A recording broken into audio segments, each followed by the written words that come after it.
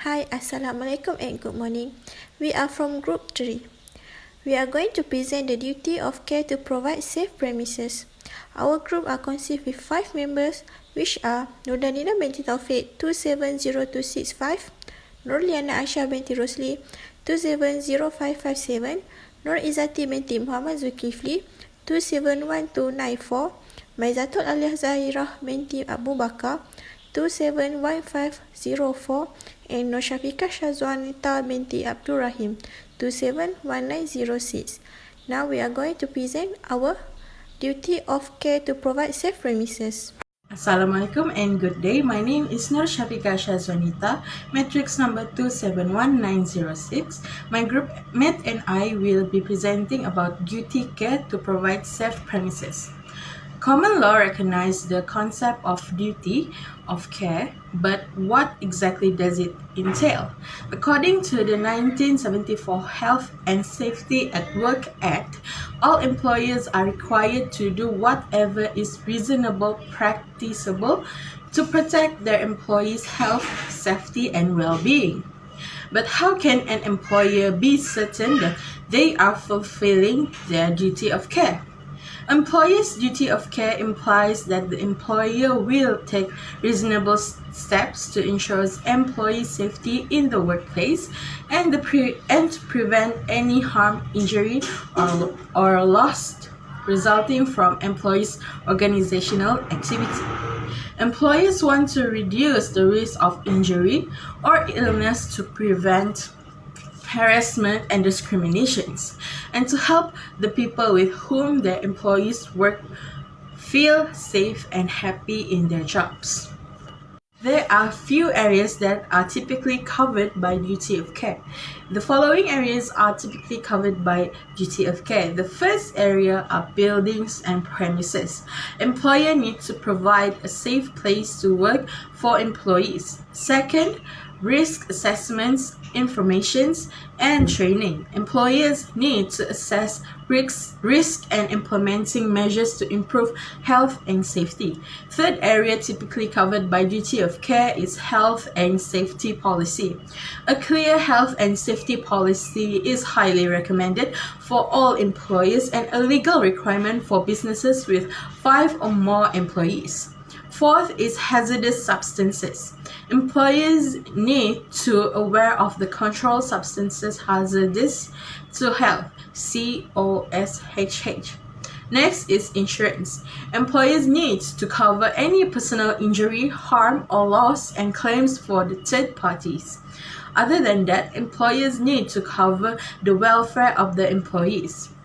Employers need to provide toilets, washing and changing facilities. Last but not least, employers need to cover first aid for staff. That's all from me. Next slide will be continued by my group member. Thank you. My name is Nurdalina binti Taufik and my matric number is 270265. Next, I will continue to explain the duties. Under Malaysian law, an employer duty to its worker in terms of health and safety is very important. The Occupation Safety and Health Act of 1994 is the main piece of legislation in Malaysia that deal with workplace health and safety, or SHA. Other provisions, such as the Employees Social Security Act 1959 (SOCSO), offer coverage to the employees in the event of an employment injury. The Occupational Safety and Health Act 1994 (OSHA) is to provide a regulatory structure for ensuring the protections, health and welfare of workers at work, as well as to protecting others from occupational threat to safety or health. OSHA also requires all the employer to ensure as far as possible the safety, health and welfare of all employees at the workplace. The obligations include the following basic responsibility, such as the responsibility of the employer to provide and maintain comfortable and secure workplace, services and processes, taking steps to ensure the safety and absence of health risks associated with the use, operations, storage and transportation of plants and substances. providing guidance and supervisions in order to ensure the workplace safety and health, develop policies concerning about the safety and health, and maintaining any workplace that is under the jurisdictions of the employer or self-employed persons, as well as to ensuring the secure entry and exit. OSHA also has a statutory duty of employers toward travelling employees under OSHA. OSHA adopts a broad definition of when an employee is considered to be employed, and an employee is considered as long as he was at his workplace. Hi, my name is Nolina Aisha binti Rusli. My matric number is 270557. Okay, now I will continue the presentation about the duties. An employee's workplace, according to the Occupation Safety and Health Act of 1994, OSHA, is properties where person work or premises utilized for the storage of plants or substance. Any offshore installation and any movable structure are included in the term premises. As a result, the challenge of establishing a permanent employment system will arise, even if the employee goes abroad for business purposes. This impression is reinforced by the fact that OSHA's goal is to safeguard and secure the safety and well-being of those in the workplace as well as people outside of it. The companies are also required to offer information, education, training, and supervision to protect an employee's safety and health when they travel abroad for work. This simply implies that firm must provide essential information and training to traveling employee prior to their departure for destinations abroad. The common law is also applicable. When an employee travels, he or she has a duty of care. Employers have a duty of care to their employee under common law to create a safe working environment. To avoid putting employee in danger, reasonable precaution must be taken. Aside from OSHA 1994, the Employee Social Security Act 1969, GHOU3063, is another important piece of legislation to consider. It's for compensation for workplace injuries. GHOU3063 provides social security in the event of a work-related injury to employees who are covered by the law. It gives people the right to claim benefit. For example, invalidity pension, disablement payment, dependent benefit, funeral benefit, and survivor pensions. GHOU3063 also operates under no-fault principle. That's all from me. Thank you. Hi, Assalamualaikum. My name is Maizatul alias Sarah binti Abu Bakar 271504. Today I'm going to talk about the action that will be taken if someone breaking the rules. Duty of care is an ethical issue which you should be aware for. This was established mostly by laws for the express intention of preventing any injuries that occur by irresponsibility and negligence, and you will be held liable if anyone fails to fulfill those responsibilities. When somebody's decision may fairly be perceived to influence certain humans, they give them an obligation of confidentiality. When everyone involved with an institution that could see a quality of their workers' life is vital, people become more appreciated, which increases trust and employee engagement. Additionally, the association will encourage a good behavior, minimize risks, prevent confusion, and will maintain healthy atmosphere while drastically improve action to make sure that almost all applicable personnel provide the adequate training. Unfortunately, whenever an affections a duty of care to some other person and that commitment is violated, leading to a failure or harm, the affected man might blame the company who abused the duty of care over the negligence. It is been identified that no, the guilty party did not have the required quality if the treatment to the workers. After all, the employer or the organization did whatever that really should not have done by them or declined to just do which they have already done. Furthermore, the individual who violated the duty of care for compensatory damage can include the remuneration for misery and anguish, as well as lack of living standards incurred by physiological, mental, or both types of injuries, harms for previous and potential incapacity to give voluntary services to dependent.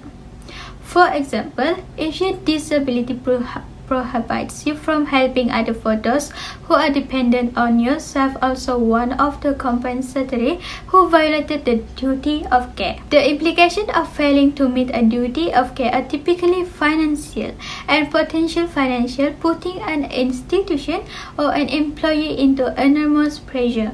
For instance, financial arrangements can also be reached in a confidential arrangement, but they are also likely to be completed in tribunal that really costly and time-consuming. Sometimes it might often result in substantial bad attention and also reducing the effectiveness of those who involved in the company. That's all from me. Thank you. Assalamualaikum and hi, my name is Nur Izzati binti Muhammad Zulkifli and my metric number is 271294. I will continue to explain the way each premises abide the duty. First, keep the workplace safe and healthy. Employers must ensure that the premise is well ventilated and that the air is clean and fresh. Employees must be able to function in a relaxed environment when they can travel about freely. Employees must use clean equipment when on the job. Employers must have appropriate workstation and environments for their workers in order for them to feel at ease.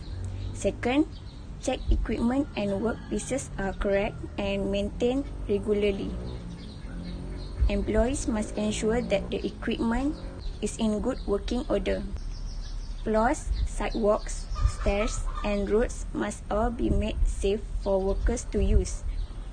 Employers must have a SOP that includes step-by-step guidance to prevent employees from dropping from heights or handling dangerous materials.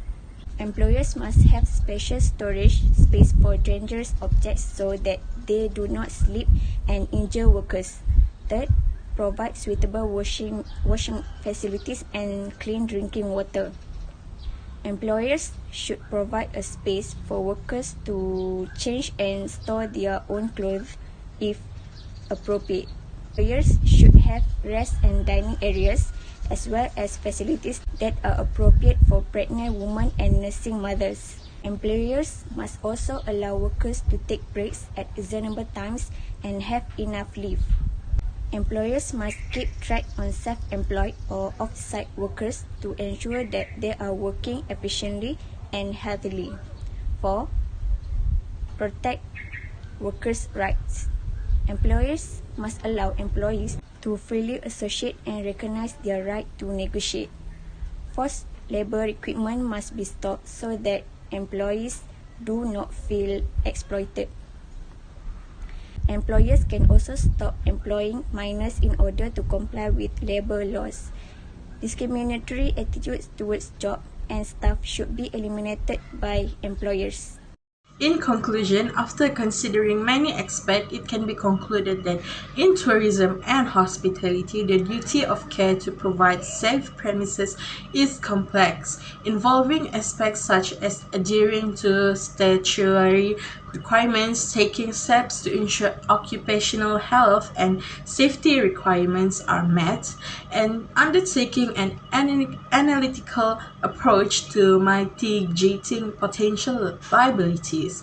Most of the required action must be taken proactively by the operators. Failure to do so may result in negative reputational consequences, property damage, fines, lawsuits, or in the most tragic case, injury to guests or employees.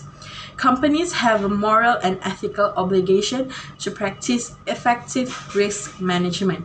Failure to do so can result in financial ruin and the cessation of operations.